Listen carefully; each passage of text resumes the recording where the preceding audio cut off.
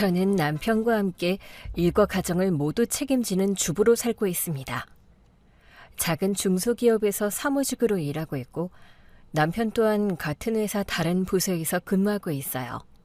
저희 부부는 특별히 내세울 건 없지만 그래도 서로 존중하고 배려하며 큰일 없이 잘 지내고 있습니다. 인생이 이렇게 평탄하기만 한다면 얼마나 좋을까요? 하지만 시댁은 만만하지 않습니다. 시모는 굉장히 자존심이 세고 가족 안에서 서열을 나누는 사람이었어요. 자기 할 말은 다 하면서도 상대 기분은 전혀 생각하지 않는, 그러면서도 아들에게는 한없이 관대한 그런 사람이었죠. 그리고 그 기준에서 가장 만만한 존재가 바로 동서였어요. 동서는 조용하고 깍듯한 사람이라 시모는 더 만만하게 봤어요. 부모님 얘기를 물으면 얼버무린다는 이유만으로 어디서 주워온 애 아니냐고 뒷담화를 일삼았죠. 동서는 말수가 적지만 참 착한 사람이었어요. 함께 있으면 늘 예의를 지키고 저를 언니라고 따뜻하게 챙겨줬으니까요. 저희 둘은 시모의 눈치를 보며 서로를 의지하게 되었어요. 하지만 시모와 시동생은 동서가 참고 묵묵히 웃고 있다고 해서 정말 아무것도 가진 게 없는 사람이라고 생각했던 것 같아요. 그리고 저는 그 생각이 얼마나 오만한 착각이었는지 곧 깨닫게 되었습니다. 저는 처음부터 시모가 동서를 좋게 보지 않는다는 걸 알고 있었어요. 같이 밥을 먹을 때면 굳이 동서에게만 태클을 걸고 당연하듯 일을 시키곤 했거든요. 어디서 굴러온 앤지 부모도 모르고 너는 먹는 속도도 너무 느린 거 아니니?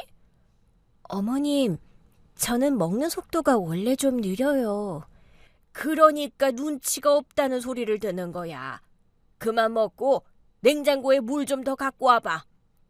제가 갖고 올게요. 동서는 마저 먹어. 그래서 저는 가족 모임을 할 때면 늘 마음이 불편했어요. 시모가 동서를 사람 대하듯 하지 않는다는 게 너무 눈에 보였거든요. 명절만 되면 더 했어요. 동서는 새벽부터 시장을 다녀와 음식 준비도 하고 설거지도 도맡고 잠깐이라도 쉬려고 앉으면 또 불러세웠죠. 멀뚱멀뚱 앉아있지 말고 저기 전 좀 뒤집어. 네, 금방 할게요. 어머님, 제가 같이 할게요. 너는 나무라고 있었잖니. 쟤는 매번 멍하니만 있으니까. 아니에요, 어머님. 동서가 아까 설거지도 다 했는걸요. 시모는 동서를 만만한 사람으로 여겼고 동서가 단 한 번도 되든 적도 없어서 그걸 더 이용했던 것 같아요. 저는 옆에서 보고도 제대로 말리지 못한 게 늘 마음에 걸렸습니다. 시모는 동서를 못마땅한 표정으로 보면서 말했습니다. 참 옛날 말 틀린 거 하나도 없어. 사람 됨됨이는 출신을 보면 답 나오는 거야. 그 말이 얼마나 상처되는 말인지 시모는 전혀 모르는 눈치였고 동서는 시모의 날카로운 말을 들어도 늘 넘겼어요. 저는 도대체 동서가 왜 저런 취급을 받아야 하지? 답답하기만 했어요. 하지만 그때까지만 해도 시모의 그런 태도가 훗날 어떤 화를 부르게 될지 전혀 몰랐습니다. 시모의 차가운 말들에도 동서는 시모의 마음을 얻기 위해 정말 노력했어요. 명절이나 제삿날이 가까워져 오면 누구보다 일찍 시장에 다녀오고 김장철이면 하루 종일 주방에서 서서 김치를 버무리느라 손이 부어오를 정도였죠. 저는 그렇게까지 노력하는 동서를 보면서 안쓰럽기도 했어요.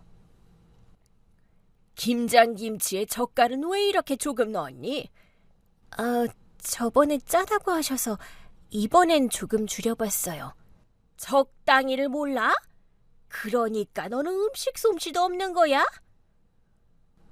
동서는 시모 앞에서 죄인이라도 된 듯한 모습이었고 그럼에도 불구하고 시모가 시킨 일이라면 무조건 해냈어요. 그래도 시모는 그게 당연하다는 듯 계속 뭐라도 찾아서 말을 붙였죠. 예, 고춧가루 값이 얼마나 비싼데 이렇게 흘려서 쓰니? 죄송해요, 어머님. 바로 치울게요. 어머님, 제가 도울게요. 넌 그냥 가만히 있고 얘는 스스로 배워야 돼. 동서는 매번 노력했지만 시모는 절대 만족할 줄을 몰랐어요. 저는 동서가 아무리 애를 써도 시모의 눈에는 절대 들 수 없을 거라 서서히 깨닫게 되었습니다.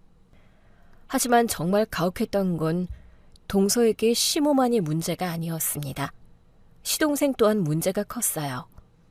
동서와 시동생 결혼하고 신혼 초까지는 정말 사이가 좋았어요. 서로 어디든 함께 다니고 먼저 챙겨주고 마주보고 웃는 모습도 정말 예쁜 부부였어요. 하지만 어느 순간부터 시동생이 동서에게 말수가 줄고 은근히 피하는 느낌이 들기 시작했어요. 저는 그걸 곁에서 지켜보며 조금씩 이상하다는 생각이 들었습니다. 시동생이 예전에 비해 집안일에도 전혀 참여하지 않고 동서가 무슨 얘기를 꺼내면 늘 피곤하다는 말만 반복했거든요. 나 좀 쉴게. 건드리지 말아줘. 오늘도 늦게까지 일했어? 밥은 먹었어? 밥 생각 없어. 저는 그 상황을 동서에게 전해 듣고도 도무지 이해가 안 됐어요. 아무 이유 없이 아내에게 왜 그렇게 퉁명스럽게 얘기할까 싶었죠. 그런데도 동서는 계속 시동생을 이해하려고 했어요. 동서, 너무 혼자 애쓰지 말고 힘든 거 있으면 나한테 얘기해. 괜찮아요, 형님. 힘든 거 없어요. 동서는 뭐든 그냥 참기만 하는 것 같아. 아니에요. 저 할 말 있으면 다 해요. 그런데 어느 날 동서가 과일을 들고 저희 집에 왔어요. 동서와 저는 사이가 좋아서 때때로 따로 만나 수다를 떨곤 했었거든요. 같이 과일 먹으면서 이런저런 얘기를 나누고 있었는데 동서가 조심스레 말을 꺼냈어요. 요즘 시동생이 바쁘다며 매일 야근에 주말에도 회사에 나간다고 하더라고요. 저는 자연스레 이상한 생각이 들었지만 동서는 시동생을 감싸기만 했습니다. 요새 우리 그이가 일이 많은 것 같아요. 서방님 주말에도 맨날 회사 간다며? 네, 일이 갑자기 몰렸다고 하더라고요. 아니, 그래도 결혼한 지 얼마 안 됐는데 너무 심한 거 아니야? 회사에서 중요한 프로젝트가 있다나 봐요. 스트레스도 많이 받는 것 같고. 근데 동서한테 연락은 잘해? 저번에도 전화 계속 안 받았다며. 연락도 잘 안 되긴 해요. 근데 얼마나 바쁘면 그러겠어요. 제가 이해해야죠, 뭐. 저는 그 말을 들으면서도 완전히 이해할 수는 없었습니다. 바쁘다는 말로 다 설명될 수 있는 건 아니니까요. 그런데 동서는 끝까지 남편 편을 들었어요. 혹시 뭐 다른 일 있는 건 아니겠지? 에이, 설마요. 그냥 일이 너무 많은 걸 거예요. 동서, 혼자서 다 이해해 주려고 하지 마. 네, 형님. 걱정해 주셔서 고마워요. 저는 그 말을 듣고 더 이상 말하지 못했어요. 동서는 정말 시동생이 바쁘다는 걸 믿고 싶어하는 게 분명했거든요. 그런데 그때는 미처 몰랐어요. 일이 바쁜 게 아니었던 거죠. 결국은 저의 염려가 괜한 게 아니었다는 걸 알게 됐어요. 어느 날 동서에게서 전화가 왔는데 목소리가 너무 떨리더라고요. 동서는 호텔 영수증을 우연히 발견했다고 했고 옷에서 맡아본 적 없는 여자 향수 냄새가 났다며 계속 말을 이어나갔어요. 형님, 저 어떡하죠? 저희 집 쓰레기통에서 호텔 영수증이 나왔어요. 호텔 영수증? 서방님이 버린 거야? 네, 그이가 버린 거죠. 근데 날짜가 그이가 야근한다고 했던 그날이에요. 호텔 영수증 확실해? 네, 그리고 어제 그이 셔츠에서 향수 냄새가 진하게 나더라고요. 제가 쓰는 것도 아니고. 야근하고 온 사람 옷에서 향수 냄새가 왜 나? 형님, 혹시 진짜 그이가 바람 피우는 걸까요? 동서, 일단 진정하고 서방님한테 뭐 했는지 구체적으로 물어보고 분명 답을 제대로 안 할 거야. 그때 표정을 캐치해야 돼. 물어봤는데 그냥 회사 선배들이랑 회식했다고만 하고 말 돌려요. 저는 동서와 통화를 하면서도 머리가 복잡해졌어요. 동서는 너무 놀랐는지 울먹였어요. 제가 오해한 거면 좋겠는데 오해가 아닌 것 같아요. 형님, 저 어떡해요? 이건 오해라고 넘길 수 있는 상황은 아닌 것 같아. 동서, 이걸 어떻게 해야 될까? 그때는 저도 어디까지 개입해야 할지 판단이 어려웠어요. 저는 아무 말도 하지 못한 채 동서의 흐느끼는 소리만 듣고 있었어요. 그런데 이게 시작일 줄은 몰랐습니다. 시댁에서 다 같이 밥을 먹는 날이었어요. 저는 답답한 마음에 시동생에게 뭐라도 따지려고 했지만 동서가 눈으로 저를 보며 잠깐만 참아달라는 의미로 고개를 살짝 저었어요. 그래서 일단 말을 삼켰습니다. 그런데 시모는 그런 기류도 전혀 모르고 평소처럼 동서에게 또 시비를 걸기 시작했어요. 얘, 먹는데 쩝쩝 소리를 왜 이렇게 내는 거야? 사람 식욕 다 떨어지게. 죄송합니다, 어머님. 더 조심할게요. 어머님, 동서 쩝쩝 소리 하나도 안 나는데 왜 그러시는 거예요? 너는 왜 자꾸 참견이니? 시애미가 며느리한테 이런 얘기도 못하니? 아니, 매번 동서한테만 그러시잖아요. 동서가 뭐 큰 잘못을 한 것도 아닌데 그러지 마세요. 네가 뭘 안다고 끼어드니? 가족이니까 서로 좀 배려하면서 지내면 좋잖아요. 이렇게 계속 타박만 하시면. 아니, 내가 며느리 가르치겠다는데 그게 뭐가 문제야? 시모의 말투는 전혀 바뀌지 않았고 오히려 더 단단하게 벽이 느껴졌어요. 저는 시모의 태도가 정말 마음에 들지 않았어요. 아무것도 아닌 일도 굳이 일을 만들어서 동서에게만 꼬투리를 잡는 게 눈에 보였거든요. 엄마, 별것도 아닌 걸로 왜 그래? 별것도 아니긴 뭐가 아니야. 며느리라면 기본 정도는 갖춰야지. 다음부턴 더 조심하겠습니다. 동서, 신경 안 써도 돼. 소리 하나도 안 났어. 괜찮아요, 형님. 제가 조심하면 돼요. 저는 시동생을 쳐다봤어요. 아무렇지도 않은 얼굴로 밥만 먹고 있는 얼굴이 너무나 뻔뻔스러워 보였어요. 저는 더는 못 참겠다는 생각이 들었고 막 입을 떼려는 순간 동서가 제 손목을 살짝 잡았어요. 형님, 제발 오늘은 그냥 넘어가 주세요. 동서, 이렇게 계속 참기만 하면 안 돼. 형님이 도와주고 싶은 마음은 알아요. 근데 지금은 아니에요.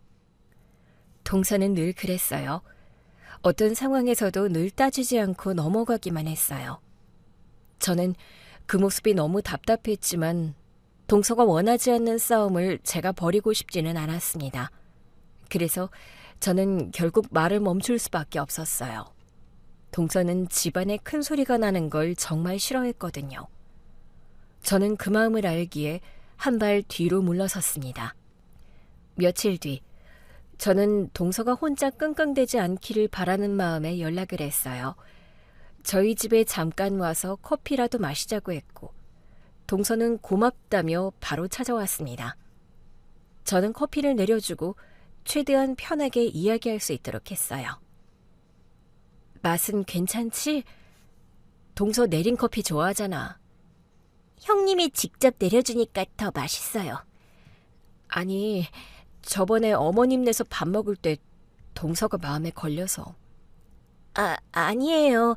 제가 잘했어야죠. 형님이 나서게 만들어서 괜히 제가 죄송했어요. 뭐가 죄송해. 난 그냥 동서가 억울한 말 듣고 있는 게 보기 싫어서 한 말인데. 저도 어머님한테 하고 싶은 말 무척 많은데 그래도 그냥 별일 없이 지내고 싶어요. 알지, 동서가 그런 성격인 거. 근데 혼자 속으로 끙끙 앓으면 안 돼. 혼자 다 버티려고 하지 말고. 형님이 이렇게 얘기해 주시니까 괜히 눈물이 나네요. 저는 동서가 괜찮다고 말할수록 더 괜찮지 않다는 걸 느꼈어요. 그렇게 동서랑 이야기하고 있었는데 제 핸드폰이 갑자기 울렸어요. 확인해보니 시모한테서 온 전화였고 반찬을 너무 많이 해서 가져다 주겠다고 했어요. 저는 얼떨결에 알겠다고만 하고 전화를 끊었는데 동서는 바로 긴장하는 게 느껴졌어요. 형님, 어머님 오신대요? 반찬 가져다 주신다고. 오늘은 좀 그렇네요. 어머님이랑 마주치기가 싫어서. 그 마음 당연히 알지. 그냥 내 방에 잠깐 들어가 있어. 제가 괜히 분위기 어색하게 만들까 봐요. 아니야. 동서가 뭘 어색하게 해? 그냥 편하게 있고 싶으면 방으로 들어가 있어. 그럼 어머님 오시면 제가 눈에 띄지 않게 방에 있을게요. 동서는 시모가 제 집에 오는 걸 듣자마자 몸을 살짝 굳혔고 최대한 조용히 움직이려 했어요. 저는 동서가 시모 앞에서 괜히 긴장하지 않길 바랐고 동서가 원하는 대로 배려해 주기로 했어요. 그렇게 몇 분 뒤 초인종이 울렸고 저는 바로 문을 열어 시모를 맞이했어요. 시모는 손에 반찬 봉투를 들고 있었고 저는 감사한 마음으로 받았어요. 자, 방금 한 거니까 맛있을 거야. 저녁에 먹어. 아휴, 어머님 꽤 무겁네요. 감사합니다. 근데 시모는 잠깐 왔다가 가는 줄 알았는데 갑자기 거실로 성큼 들어오더니 소파에 앉아버리더라고요. 저는 방 안에 동서가 있다는 걸 생각하며 괜히 마음이 다급해졌어요. 시모가 빨리 돌아가주면 좋겠다고 생각하면서 억지 미소를 지었죠. 어머님, 바쁘실 텐데 이렇게 직접 오시지 않으셔도 되는데요. 집에 있는 김치랑 반찬이 좀 많아서 가져온 거야. 너희는 이런 거 없으면 또 사 먹을 거잖아. 그래도 챙겨주셔서 감사해요. 얼른 정리해둘게요. 앉아봐. 너랑 얘기 좀 하려고 왔지. 저는 그 말에 속으로 아차 싶었어요. 그냥 반찬만 주고 가는 게 아니었구나 싶었죠. 예, 무슨 얘기요? 아니, 별거 아니야. 그냥 요새 우리 둘째가 좀 힘든 것 같아서 말이다. 저는 가능한 한 대화를 짧게 끝내고 싶었어요. 괜히 방 안에 있는 동서에게까지 소리가 들릴까봐 조심스러웠고 시모가 동서 얘기를 꺼내지 않기만을 바랐어요. 그런데도 시모는 앉은 자리에서 떠날 생각이 없어 보였죠. 시모는 갑자기 아주 태연하게 말을 꺼냈어요. 시동생이 바람 피운다는 사실을 이미 알고 있다는 식으로요. 저는 순간 귀를 의심했어요. 그런데 시모는 아무렇지 않게 계속 말을 이어갔습니다. 우리 둘째가 참 마음이 약해. 집에서 얼마나 외로웠으면 밖에서 그렇게 놀겠니? 에? 어머님, 그게 무슨 말씀이세요? 아니, 얼마 전에 우리 집에 와서 나한테 그러더라고. 따로 만나는 사람이 있다나 봐. 마음이 외로워서 그런 거래. 저는 정말 어이가 없었어요. 바람을 피우는 사람이 마치 자신이 피해자인 양 말을 하는 게 도무지 이해되지 않았습니다. 어머님, 그걸 직접 듣고도 그냥 두신 거예요? 지 남편이 밖에서 다른 여자 만나는 건 여자가 좀 더 잘 챙기면 해결되는 거지. 뭘 그렇게 난리니? 저는 이미 알고 있었던 상황이었지만 시모가 이렇게 당당하게 말하는 걸 듣고 너무 황당했어요. 아니, 어머님, 잘못한 사람은 서방님 아닌가요? 아니, 생각을 해봐. 남자가 집에서 마음 편하면 왜 밖에 나가겠니? 저는 시모의 말 한마디 한마디가 이해가 안 됐고 그저 빨리 이 대화가 끝나기만 바랐어요. 그런데 이건 겨우 시작일 뿐이었어요. 그리고 시모가 이어서 한 말은 정말 충격적이었습니다.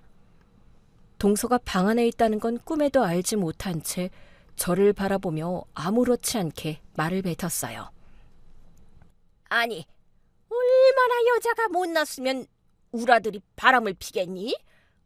어머님, 말씀이 좀 지나치신 것 같아요. 아니, 뭐가 심해? 여자 된 도리는 해야지. 남편이 밖으로 눈 돌리는 건 다 이유가 있는 거야. 아무리 그래도 서방님이 바람핀 이유를 동서한테 찾는 건 아니죠. 남자는 원래 밖에서 유혹도 많고 이런저런 일도 많아. 그러니까 아내가 잘 붙잡아야 하는 거라고. 저는 그 말들이 귀에 들어오는데도 믿기지 않았어요. 잘못한 사람한테는 한마디도 못하면서 애꿎은 동서만 탓하는 억지 논리. 그리고 그 모든 말이 지금 이 집안에서 그대로 동서에게 들리고 있다는 것도 모르고 말이죠.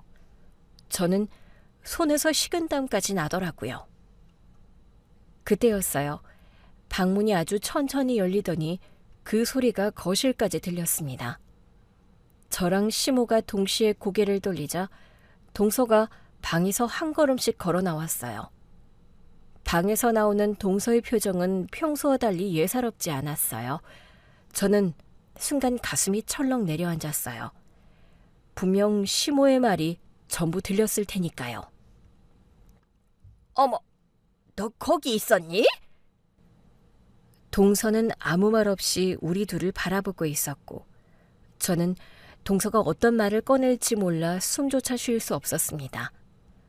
시모는 갑작스런 동서의 등장에 살짝 놀란 듯 보였지만 이내 별로 대수롭지 않다는 듯 표정을 정리하더라고요. 저는 얼른 상황을 정리하고 싶었습니다.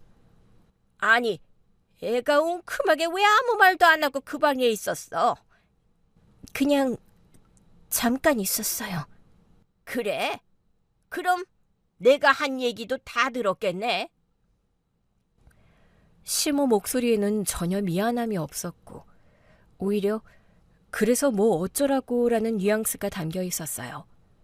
저는 그걸 보며 벙쪄 있었고 동서는 한참 동안 시모를 가만히 바라보고 있었어요.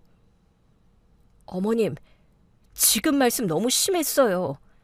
난 사실대로 말했을 뿐이야. 저는 그 순간이 너무 불편하고 긴장돼서 숨이 막힐 지경이었습니다. 동서는 시모의 말을 들으면서 아무 대답도 하지 않았어요. 그리고는 핸드폰을 꺼내 어딘가로 전화를 걸었어요. 저는 무슨 일인지 몰라 눈치만 봤습니다. 당장 거래 중단해주세요. 이제 할 필요 없을 것 같아요. 뭐? 거래? 무슨 거래를 끊는다는 거야? 곧 알게 되실 거예요. 무슨 거래를 끊은 건지 이제부터 하나하나 정리하려고요. 동서의 목소리는 그 어느 때보다 차분했어요. 그동안 제가 알던 동서가 아닌 다른 사람처럼 보였죠. 시모는 동서의 말이 이해가 안 간다는 표정이었지만 이내 비웃듯 말했어요. 너 지금 뭔 소리야? 뭘 정리한다는 건데? 지금은 말씀드릴 필요 없을 것 같아요. 저는 순간 기류가 확 달라지는 걸 느꼈습니다. 그 통화 한마디가 앞으로 무슨 일이 벌어질지 예고하는 것 같았어요. 그리고 그 자리에 있던 모두가 알 수 있었습니다. 이건 시작이라는 걸요. 다음 날부터 이상한 일들이 일어났어요. 시동생이 운영하는 회사가 갑자기 휘청거리기 시작한 거예요. 건강기능식품을 제조해서 납품하는 작은 회사였는데 한 기업에 거의 대부분의 물량을 납품하고 있었거든요. 그 회사가 발주하는 물량이 전체 매출의 대부분을 차지했다고 합니다. 이게 무슨 소리야? 갑자기 거래를 끊겠다니. 담당자한테 연락해봤는데 사내 정책상 이유를 밝힐 수 없답니다. 말도 안 돼. 예정된 물량도 많고 재고가 창고에 가득인데. 시동생은 계속 전화를 붙들고 해결책을 찾으려 했지만 답은 계속 똑같았어요. 이유라도 말해줘야 내가 뭐라도 하지. 죄송합니다, 대표님. 저희도 어쩔 수가 없습니다. 회사 분위기는 곧 무겁게 가라앉았어요. 생각해보면 어제 동서가 했던 그 한마디가 이렇게 바로 무언가를 건드린 것만 같았어요. 시동생의 회사는 상황이 눈에 띄게 심각해지고 있었어요. 납품 준비해놓은 물량이 창고에 그대로 쌓여 있었고 출하 예정이던 제품들도 전부 반품 처리로 바뀌어버린 거예요. 직원들 또한 멘붕 상태에 빠졌습니다. 큰일 났다. 이 물량 다 어떻게 하냐? 갑자기 거래가 끊기는 게 말이 되나? 사무실 공기는 무거웠고 한숨 소리만 계속 들렸습니다. 시동생은 자리에 앉지도 못하고 계속 전화기를 붙잡은 채 이유를 찾으려고 했어요. 아니, 왜 갑자기 거래를 중단하는 겁니까? 이유라도 알려주셔야 일을 처리할 거 아니에요. 죄송합니다. 내부 정책 변경으로 기존 거래처 검토가 진행 중입니다. 현재로서는 더 말씀드리기 어렵습니다. 아니, 왜 갑자기 검토를 하는 거냐고요? 정책상 더 이상 드릴 말씀이 없습니다. 전화 끊겠습니다. 전화를 끊고도 시동생은 한동안 멍하게 넋놓고 있었어요. 도대체 무슨 일이 벌어진 건지 감도 잡지 못한 표정이었죠. 저는 상황이 이렇게까지 빠르게 악화될 줄 몰랐어요. 동서는 저에게 차분하게 상황 설명을 했지만 그 말 속에 무언가 이미 예상하고 있었다는 기운이 느껴졌습니다. 시동생은 퇴근하고 집에 돌아와서도 한숨만 계속 쉬었다고 합니다. 소파에 앉아서 머리를 감싸고 밥도 제대로 못 먹고 있더라고요. 동서는 옆에 조심스럽게 다가가서 무슨 일인지 물었어요. 당신 무슨 일이 있어? 지금 우리 회사 다 망하게 생겼어. 거래처가 갑자기 끊겼대. 이유도 안 알려주고. 그거 당신이 다 돌려받은 거야. 뭐? 지금 그게 무슨 소리야? 시동생은 이해가 안 된다는 듯 동서를 바라봤고 동서는 더 이상 아무 말도 하지 않았어요. 그때 시모가 난리가 난 목소리로 현관문을 두들기며 찾아왔다고 하더라고요. 시모는 들어오자마자 동서에게 달려들며 말을 쏟아냈습니다. 너 저번에 전화로 거래 끊겠다고 하더니만 이거였니? 지금 도대체 뭐 하는 거야?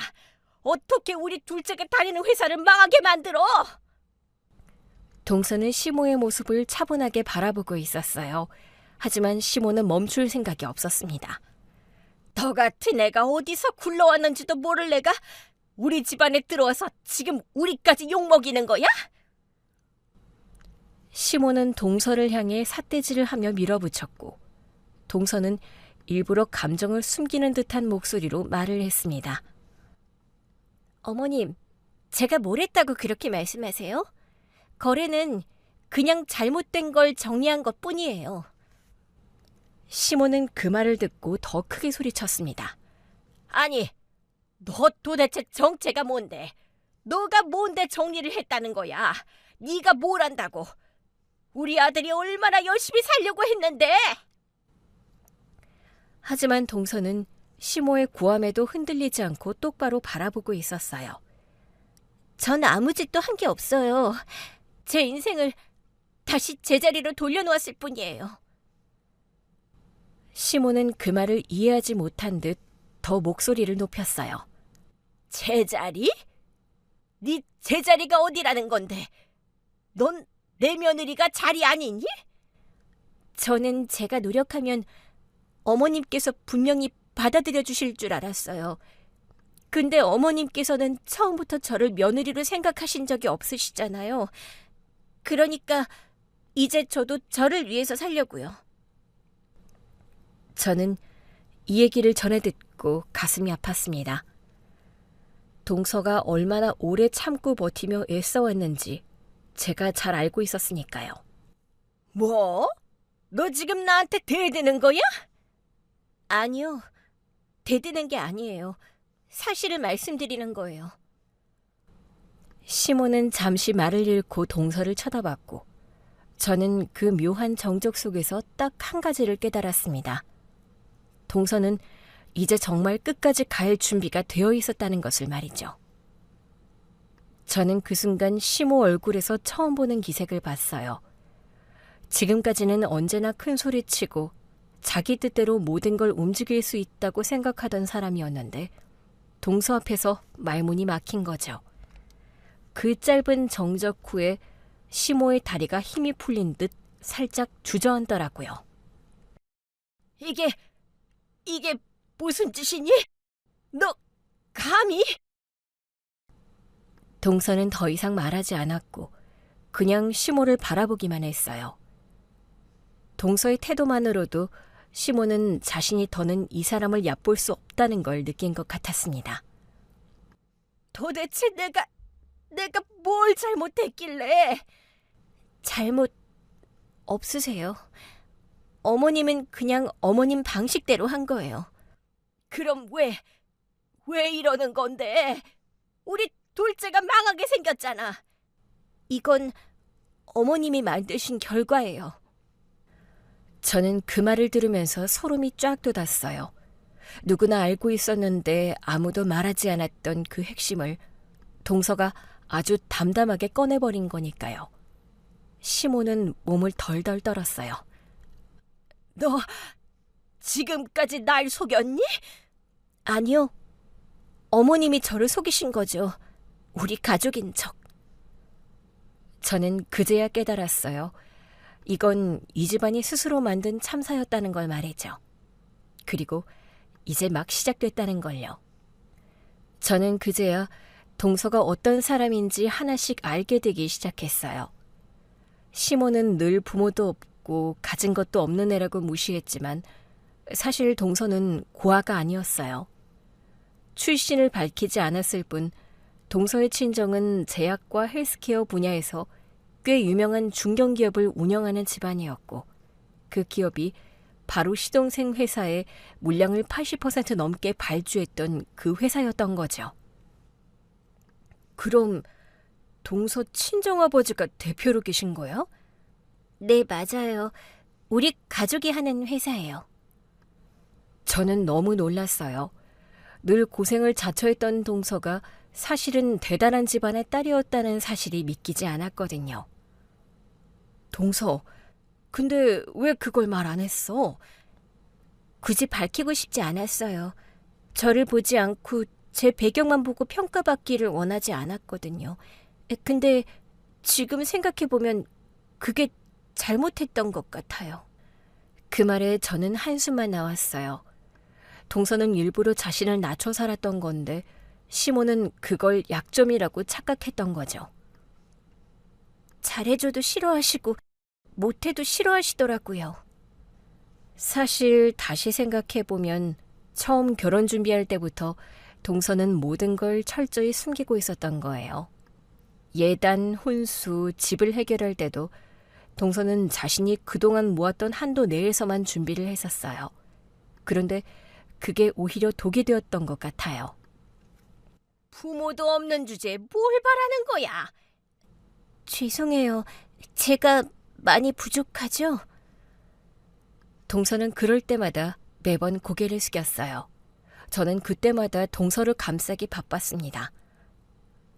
근데 왜 솔직하게 얘기 안 했어, 동서?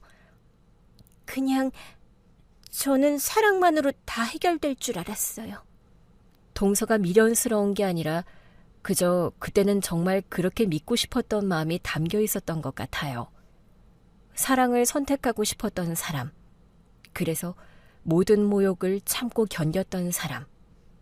그런데 시모는 그걸 약점이라 생각했고 동서는 그걸 마지막까지 지켜준 선이라 생각했을 뿐이었어요. 사실 동서의 부모님은 처음부터 이 결혼을 엄청 반대했었대요. 서로 맞는 집안끼리 결혼해야 한다는 그분들의 생각도 이해가 가긴 했죠. 우리 딸 힘들게 살게 하고 싶지 않다. 나는 그 사람이랑 결혼 안 했으면 좋겠어. 다시 생각해보면 안 되겠니? 그런데도 동서는 끝까지 사랑만 있으면 된다고 했던 거예요. 그래서 부모 도움 하나도 받지 않고 정말 맨몸으로 이 집에 들어온 거죠. 저는 왜 동서가 그동안 한마디도 반항하지 않았는지 이제서야 조금 이해가 됐어요. 동서는 일부러 더 낮게, 더 작게 자신을 숨기며 견디고 있었던 거죠. 동서 진짜 대단하다. 그걸 다 버티는 게 쉽지 않았을 텐데.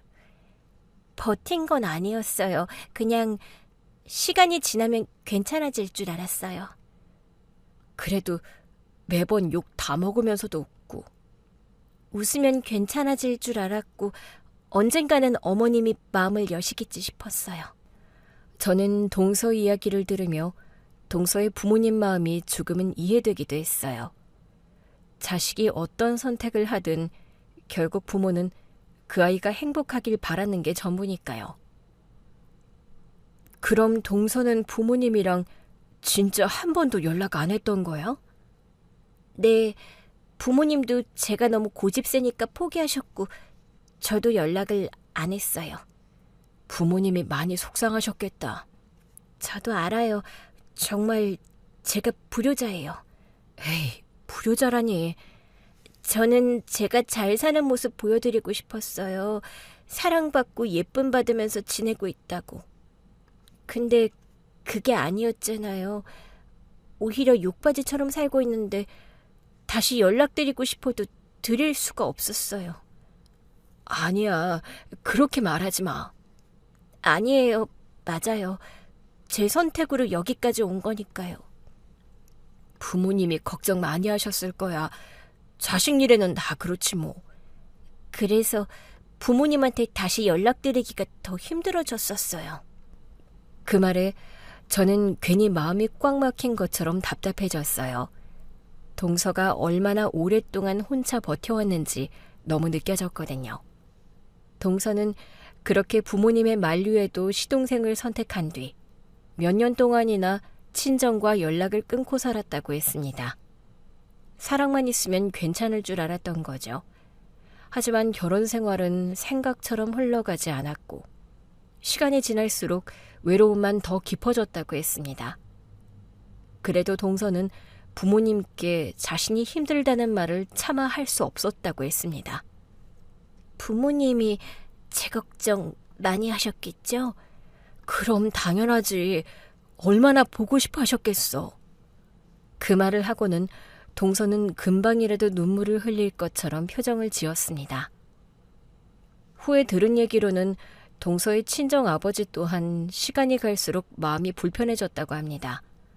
딸이 어디서 어떻게 지내는지 알 수도 없고 혹여나 상처받고 있는 건 아닌지 불안함이 하루도 편하게 두지 않았던 거죠. 자신의 고집이 딸을 더 멀어지게 만들었다는 생각이 들자 죄책감이 점점 크게 자리 잡았다고 했습니다. 내가 괜한 고집을 부린 건 아닐까? 우리 딸이 얼마나 속상했으면 그랬겠어요. 그래도 내가 먼저 손을 내밀어야겠지. 그렇게 두 분은 조심스럽게 준비를 시작했답니다. 딸이 다시 돌아올 수 있게, 아니 돌아오고 싶어지게 만들 방법을 고민한 거겠죠. 연락이 닿지 않으니 딸의 친구와 지인들에게 연락해 수소문했다고 해요. 동서의 아버지는 여러 번 망설였다고 했습니다. 딸이 전화를 받지 않을 수도 있고 괜히 더 멀어질 수도 있으니까요. 그래도 더 늦기 전에 손을 내밀어야겠다고 결심했다고 했습니다. 아빠? 오랜만이다, 우리 딸. 잘 지내고 있니? 네. 너만 괜찮다면 그 사람과 같이 한번 집에 오너라. 우리도 노력할게. 너만 괜찮다면. 그 말 속에는 이제는 사위로서 제대로 인정하겠다는 의지도, 딸이 더는 혼자 버티지 않기를 바라는 마음도 담겨 있었을 겁니다. 서툴게 꺼내 한 말이었지만 딸을 향해 내미는 가장 큰 용기였던 거죠. 동서는 전화를 받고 한동안 말을 잇지 못했다고 했습니다. 아버지가 그렇게 먼저 말씀해 주시니까 더 죄송하고 감사하더라고요. 동서도 많이 기다렸던 말 아니었어? 네, 맞아요. 엄청 기다렸던 말이었죠. 저는 동서의 마음을 이해했습니다. 누구보다 기다렸던 손길이지만 상처가 깊으면 반가움보다 두려움이 먼저 앞서는 법이니까요. 그렇게 부모와 딸 사이에 끊어질 마음이 아주 조금, 정말 아주 천천히 다시 이어지기 시작하고 있었습니다. 하지만 그렇게 어렵게 다시 열리려던 찰나였는데 시모와 시동생 때문에 또다시 닫혀버렸던 것이었죠. 저는 그게 너무 안타까웠습니다. 동서 아버지가 용기 내서 손을 내밀었는데 정작 그 기회를 짓밟은 건 그 두 사람들이었으니까요. 동서는 저에게 말했습니다. 이제 그이에게 저희 집안에 대해서 언제 사실들을 얘기할지, 우리 부모님은 언제쯤 소개하는 게 좋을지 저 혼자 행복한 고민을 하고 있었어요. 근데 그이의 행동이 이상해지고 바람을 피운다는 사실을 알게 된 거죠. 그렇게 된 거구나. 더군다나 그동안 어머님이 저한테 했던 행동들은 그렇다 치는데 자기 아들이 바람핀 거를 제 탓으로 돌리니 그건 이제 정말로 못 참겠더라고요. 맞아. 선을 확실히 넘은 거야. 네. 정말 안타깝다. 이제야 부모님께서 마음을 열려고 하셨는데. 이제는 저를 믿어주는 사람들 곁에 있고 싶어요. 그래. 동서한테 진짜 가족은 따로 있잖아. 더 이상 미련 두지 말고 애쓰지 마. 네, 이제 그걸 잊지 않으려고요. 저는 생각했습니다. 시모와 시동생은 자신들이 저지른 일의 대가가 얼마나 거대하게 돌아올지 전혀 몰랐던 거라고. 그저 평소처럼 비웃고 얕잡아보는 말 한마디면 동서가 또 참을 거라고 착각했던 거겠죠. 하지만 그 순간 이미 모든 건 달라져 있었습니다. 동서의 부모가 내민 손을 잡을 수 없는 상황을 만든 것도, 그 손을 밀어낸 것도 바로 시모와 시동생 자신들이었으니까요. 동서는 결국 시동생에게 이혼을 요구했다고 했습니다. 더는 이 집에서 사랑을 기대할 수 없다는 걸 이제야 또렷하게 인정하게 된 거죠. 시동생은 그제야 다급해졌다고 합니다. 잠깐만, 이혼은 아니지. 우리가 좀 시간을 가져보자. 난 이미 충분히 기다렸어. 동서는 짧게 대답했지만 그 안에는 참아온 세월이 모두 들어있는 것 같았습니다. 시동생은 이해할 수 없다는 표정으로 말을 이어갔답니다. 내가 바람을 피긴 했어도 그건 잠시 흔들린 거고, 네가 잠시 흔들린 그동안 나의 인내심은 이미 무너지고 있었어. 그래도 이렇게 갑자기 끝낼 순 없잖아. 나한테는 갑작스러운 게 하나도 없어. 그동안 동서가 사랑한다는 마음 하나로 참고 또 참아왔던 시간들이 있었는데 그걸 끊어내는 동서의 모습이 상상되자 생각만 해도 마음이 아리더군요. 나는 더 이상 당신 옆에 있을 수 없어. 그리고 더 이상 당신이랑 함께하고 싶은 마음도 없어. 정말 끝이야? 끝이야. 시동생이 손을 뻗었지만 이미 동서는 그 손이 닿을 수 없는 곳에 서 있었습니다. 그때 시모 또한 동서내로 달려와 동서 앞에 무릎을 꿇었다고 해요. 시모는 신발도 제대로 벗지 못하고 현관 바닥에 주저앉아 떨리는 목소리로 얘기했다고 합니다. 그동안 동서를 향해 거친 말들만 내뱉었는데 이제는 동서를 어떻게든 붙잡아 보려는 간절한 목소리만 남았다고 해요. 얘야, 내가 잘못했다. 내가 정말 잘못했으니까 우리 아들이랑 너희 그 회사랑 다시 거래하게 해줘. 우리 이러다 다 망하게 생겼다. 한 번만 도와줘라. 엄마, 그만해. 다 끝났어. 동서는 조용히 현관 쪽으로 나와 섰습니다.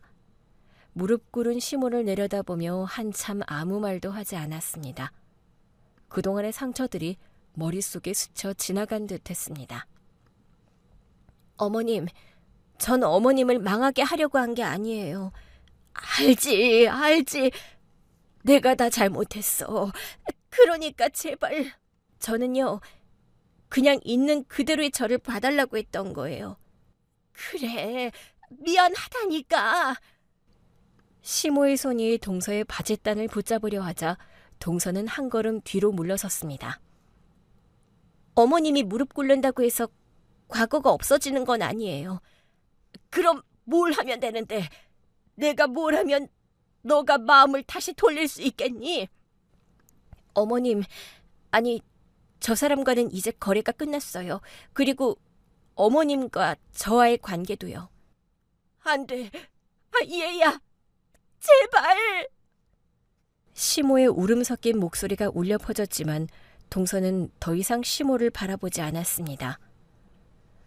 동서는 이제 누구에게도 기대지 않았고 정말 단단해져 있었습니다.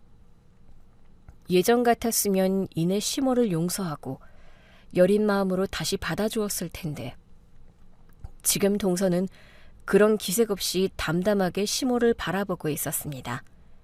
울지도 않았고 목소리도 떨리지 않았습니다. 그냥 아주 조용하게 이미 결심이 끝난 사람의 태도였습니다. 당신은 제가 가진 게 없다고 무시했죠? 내가 언제 그런 적 없어. 있어요. 여러 번이요.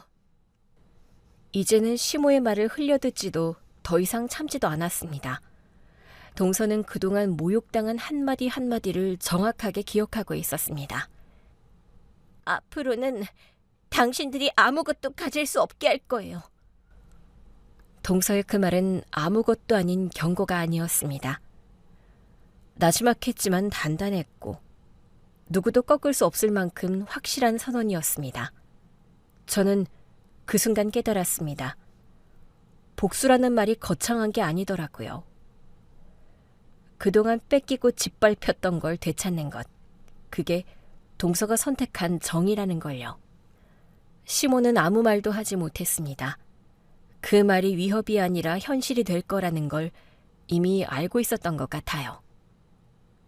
동서는 마지막으로 아주 짧게 말했습니다. 이제 제 길 가볼게요. 그러니까 알아서 각자 잘 살아봐요. 그렇게 동서는 고개를 돌려 방 안으로 들어가 버렸습니다. 참 길고도 길었던 인내의 끝에 드디어 동서가 자기 자신을 찾았구나 싶었습니다. 그렇게 동서가 들어가고 난 뒤에도 시모의 흐느끼는 소리는 계속 들렸습니다. 아무도 시모에게 손 내밀어 주는 사람은 없었습니다. 결국 그동안 시모가 만들어 온 결과였으니까요. 시모는 바닥을 손으로 짚고 일어나려다가 다시 주저앉으며 울부짖었습니다. 이렇게까지 해야 속이 시원했냐? 내가 뭘 그렇게 잘못했다고? 엄마, 이제 그만하라고. 다 끝났다고. 넌 어떻게 그렇게 당당해? 결국 네가 바람 피워서 이 지경에 된 거잖아. 언제는? 엄마 나 바람 피우는 거 신경도 안 썼잖아. 왜 이제 와서 그러는 거야? 얼른 가서 싹싹 빌어. 그렇게 한다고 달라지지 않아. 이미 저 사람 마음 돌아섰다고. 잠시 후 시모는 비틀거리며 일어나 현관을 나섰습니다. 발걸음은 불안했고 주변을 의지하듯 벽을 몇 번이고 짚었습니다. 그 모습이 안쓰럽지 않다면 거짓말이겠지만 지금의 눈물은 누구의 동정도 받을 수 없는 눈물이었습니다. 문은 그렇게 닫혔습니다. 그건 단순한 현관문 소리가 아니라 진짜 가족이라는 문이 닫힌 소리처럼 느껴졌습니다. 그 뒤로도 시모는 저에게도 전화를 걸어왔어요. 그리고는 신세 한탄을 늘어놓기 시작했죠. 하지만 저 또한 시모의 말을 들어줄 생각이 없었습니다. 어머님, 이제 그만하세요. 누구 탓을 해도 아무것도 달라지지 않아요. 너도 날 버릴 거지? 다들 날 버릴 거잖아. 울먹이며 묻는 그 말에 저는 잠시 말을 잃었지만 결국 단호하게 고개를 저었습니다. 어머님 스스로 버린 거죠. 아무도 어머님을 버린 적 없어요.